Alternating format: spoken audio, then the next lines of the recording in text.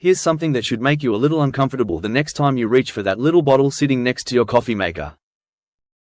The FDA allows a product to be labeled 0 grams trans fat, even when it contains trans fat, as long as the amount per serving falls under half a gram. Pour that 0 trans fat creamer into your mug 3 or 4 times and you've quietly crossed the threshold your label swore didn't exist. That's not a conspiracy theory. That's just how the math works.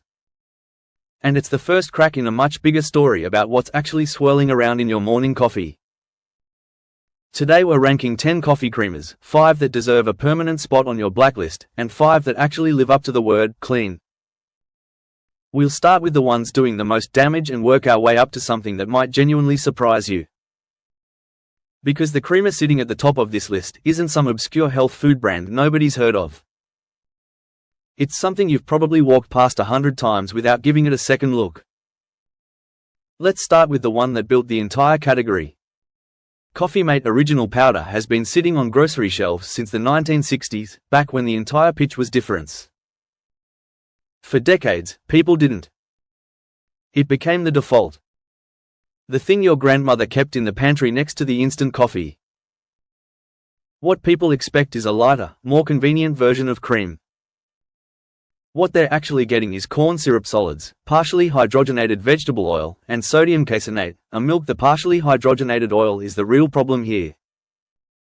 It's the same category of ingredient that got trans fats banned from most processed foods in the first place, and sodium caseinate itself isn't dangerous in small amounts, but it's doing a job most people don't realize it's doing.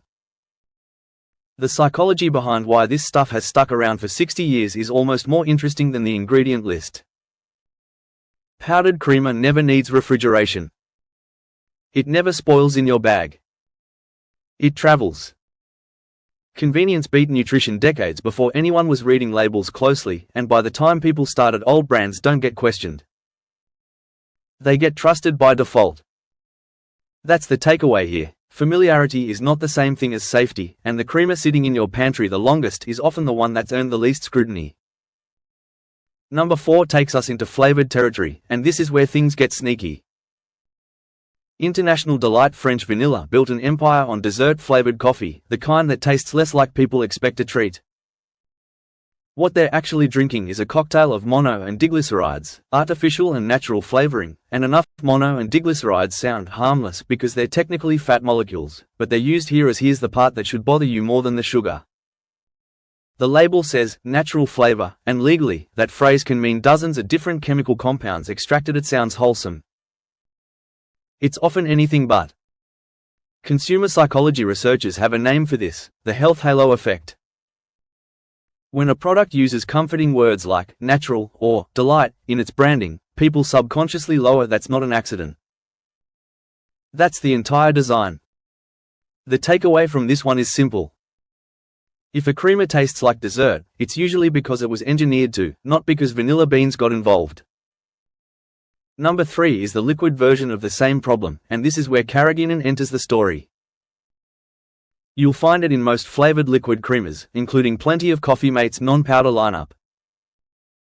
Carrageenan is extracted from red seaweed, which sounds practically health food store friendly until it's a thickener, used to give watery, oil-based liquid creamer the same viscosity as real cream. Essentially, the European Food Safety Authority has flagged concerns about carrageenan's potential to trigger gut. Alongside it you'll usually find dipotassium phosphate, an emulsifying salt that prevents the product from curdling on its own. Small amounts aren't considered acutely dangerous. But stack it next to carrageenan, added sugar, and artificial flavoring, and what you're left with is a product built entirely from workarounds, engineered to imitate real. People don't buy this because they're uninformed. They buy it because it's cheap, it lasts on the shelf for months, and it pours smoothly. Convenience wins over composition almost every time, and manufacturers know it. Number 2 brings us to the store brand powders, the ones with names so forgettable you'd struggle to describe the packaging 5 minutes after putting it in your cart. These exist purely to undercut the big brands on price, and they do it by cutting even further into ingredient quality. Many contain sodium aluminosilicate, an anti-caking agent that keeps the powder from clumping in humid warehouses. It's approved for use in small quantities, but there's something quietly unsettling about routinely consuming alongside it. You'll typically still find the same partially hydrogenated oils and corn syrup solids as the premium. This is where price becomes a warning sign instead of a selling point. When a product costs less than the raw ingredients required to make it properly, something in the formula has been swapped out, and it's rarely swapped for something better. The takeaway is blunt: the cheapest creamer on the shelf is cheap because a corner got cut somewhere, and that corner is usually the ingredient list. Now for number 1, the creamer doing the most damage while wearing the most convincing disguise. Sugar-free flavored creamers market themselves as the responsible choice, the guilt-free swap for anyone watching their weight or managing blood sugar. What people expect is a smarter version of the dessert creamers we already talked about. What they're actually getting is a formula built around sucralose and ace-sulfame potassium, too artificial. There's also an ingredient worth knowing by name, diacetyl, historically used to create buttery, creamy flavor. It's the same compound linked to serious respiratory illness in factory workers who inhaled it in concentrated. The takeaway here is the most important one on this entire list. Sugar-free doesn't mean consequence-free, it just means the consequence moved somewhere the label doesn't have to mention. That's the bottom 5. 5 products built on cutting corners, disguising cheap ingredients as convenience, and counting on the fact that now let's flip the script completely, because the top 5 on this list prove that clean, simple creamer isn't some it's closer than you think, and the number 1 pick might be sitting in your fridge right now.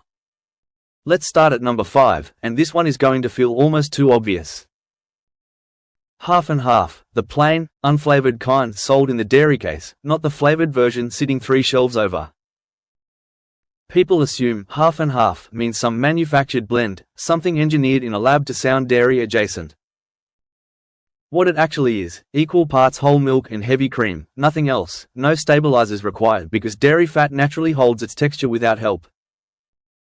Check the ingredient list and you'll usually find exactly 2 words, milk, cream. That's rare in this category, and it matters more than it sounds. No gums, no emulsifiers, no mystery powders standing in for real dairy. The trade-off is shelf life. Real cream spoils, which is inconvenient in a world that optimized food for the pantry instead of the fridge. But that spoilage is actually a good sign. It means nothing was added to fight nature and stretch the shelf date artificially. The takeaway: the least processed option was sitting in the dairy aisle the entire time, quietly overlooked because. Number 4 moves into oat milk creamer, and this is where a genuinely interesting shift happened in the past few years. Brands like Califia Farms built their oat creamer around a short, recognizable ingredient list: oat base, sunflower oil. People expect plant-based to automatically mean healthier, and that assumption gets abused constantly across the food industry. But in this specific case, the assumption actually holds up, because the formula stayed simple instead of getting. Oats naturally contain beta-glucan, a soluble fiber that's been linked in multiple studies to modest reductions in LDL cholesterol. That's not marketing language, that's an actual mechanism: fiber slowing digestion and binding to cholesterol particles in the gut. The psychology here is almost the reverse of what we saw in part 1. People buy oat creamer assuming they're paying a premium for a trend, and this time, the premium is mostly. Takeaway: sometimes the trendy option isn't a scam, it's just rare that a trend and a genuinely clean formula line up this well. Number 3 brings us to a name most people associate with expensive coffee shop menus rather than grocery, built almost entirely around almond and coconut cream, unsweetened and unflavored in its base version. This is a what people expect is another diet product loaded with artificial sweeteners disguised as a healthy swap. What they're actually getting is a formula with 0 added sugar and 0 artificial sweeteners, full stop. Achieve the strength here is restraint. Most creamers try to taste like something indulgent. Nutpods didn't chase that, and by not chasing it, it avoided the entire category of additives used specifically to fake indulgence. Consumer psychology explains why this brand grew almost entirely through word of mouth in keto and low takeaway. The less a product tries to taste like candy, the less likely it is to be hiding candy's chemistry inside it. Number 2 is Organic Valley Half and Half, and the distinction between this and our number 5 pick earlier isn't small, even though the label sounds similar. This version carries USDA organic certification, which means the cows producing that milk weren't treated with synthetic growth hormones and weren't raised on feed grown with most conventional pesticides. What people expect from organic is often just a marketing premium, a word slapped on packaging to justify a higher price tag without real substance behind it. What they're actually getting here is a verified, audited supply chain, not a vague promise. The ingredient list stays identical to standard half and half, milk and cream, nothing else, but the sourcing standard behind those two words is where the real value sits. Organic certification requires documentation and third-party inspection, which is precisely why it costs more. You're not paying for a fancier product, you're paying for proof. That's an important distinction most people never stop to consider. Takeaway: sometimes the label difference isn't about what's inside the bottle, it's about what happened before the bottle was filled. Which brings us to number 1. And this pick is going to surprise people who assumed the cleanest option had to be some obscure specialty brand. Strauss Family Creamery Organic Half and Half takes everything that made our number 2 pick strong and adds one detail almost nobody in the dairy aisle bothers to mention: it's non-homogenized. That means the cream naturally separates and rises to the top of the container, exactly the way milk behaved before industrial processing standardized everything to look uniform on a shelf. Homogenization isn't dangerous, but it does mechanically alter fat molecules to prevent separation, an unnecessary step purely for visual consistency that this creamery decided to skip entirely. Strauss was also one of the first certified organic dairies in the United States, operating since the early 1990s, long before organic became a marketing checkbox every brand rushed to slap on packaging.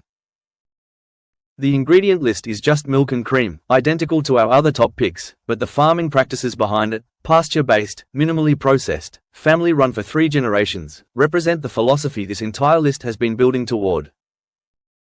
This isn't a product engineered to imitate cream. It simply is cream, treated with as little interference as possible from farm to fridge. So here's the pattern running through every single item on this list. The worst creamers weren't dangerous because of one dramatic villain ingredient.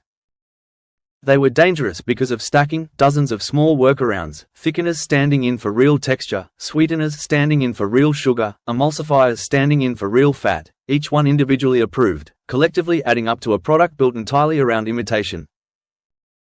The best creamers on this list did the opposite. They didn't try to fake anything. Milk, cream, oats, almonds, nothing dressed up, nothing disguised. Next time you're standing in that aisle, flip the bottle around before it goes in your cart. If the ingredient list reads like a chemistry set, put it back.